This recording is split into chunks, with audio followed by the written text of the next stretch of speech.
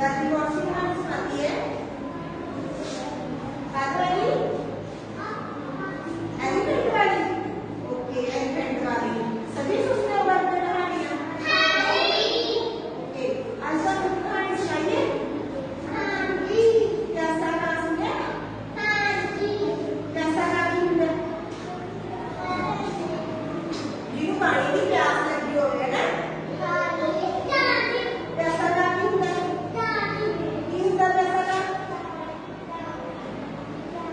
जिन्हों पानी की प्यास लगी हो गई। ठीक है, सुनो सारे मैंने कहानी में थोड़े पूछांगे। ठीक है, ठीक है। एक बार की गल है, ठीक है सिकम, एक बार की गल है, एक कां नूं बहुत प्यास लगी सी। ठीक है, वो पानी की भार दे विच इधर जांदा सी, इधर जांदा सी, पर उन्हें सीधा पानी किते भी देखदा नहीं सी। ठीक है, वो दूर दूर तक पानी की भार दे विच गया। ठीक है, जिवें नूं तो पानी मिल दे है ना, फिर अचानक की होया,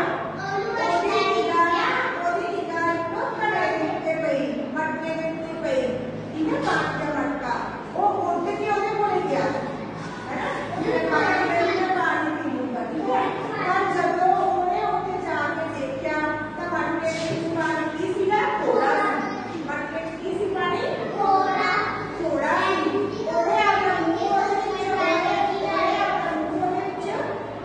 पाया, पर वो मेरा मुंह सीगा किसी का पानी कितना पहुंचा किसी, फिर उन्हें इधर उधर देखा तो उनके हाथ पड़ रहे थे, पैर पड़ रहे थे, की पड़ी थे पड़ गए। फिर उन्हें कितना उन्हें अपने दिमाग में आया, उन्हें जड़े बाहर गए थे वो मटके में कुछ होने की करते शुरू करते। ठीक है, जिम्मेदारी लो मटके में कुछ कर कालिया पानी किसी का ठीक है, वो पानी की जगह किसी का करता के नीचे पानी पिया ऊपर आ गया। ठीक है, फिर उन्हें नहीं किया पानी पीता, राज्य में पानी पीता।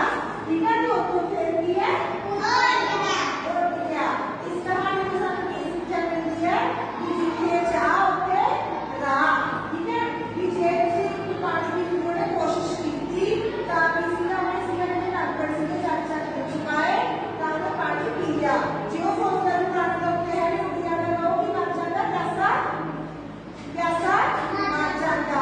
ठीक है, कैसा कह जाता जो ना होगा मतलब ठीक होगा ये तो तीन का किसी शांति है भी मेरे करनी चाहिए है ना, आसे पासे देखना चाहिए है कि लेकर क्या काम होता है गुजारी तो वो कोई छात्र है ना, है ना।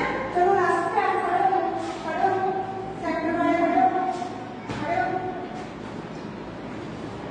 जेड़ा प्यासा हुआ सीधा कां सीधा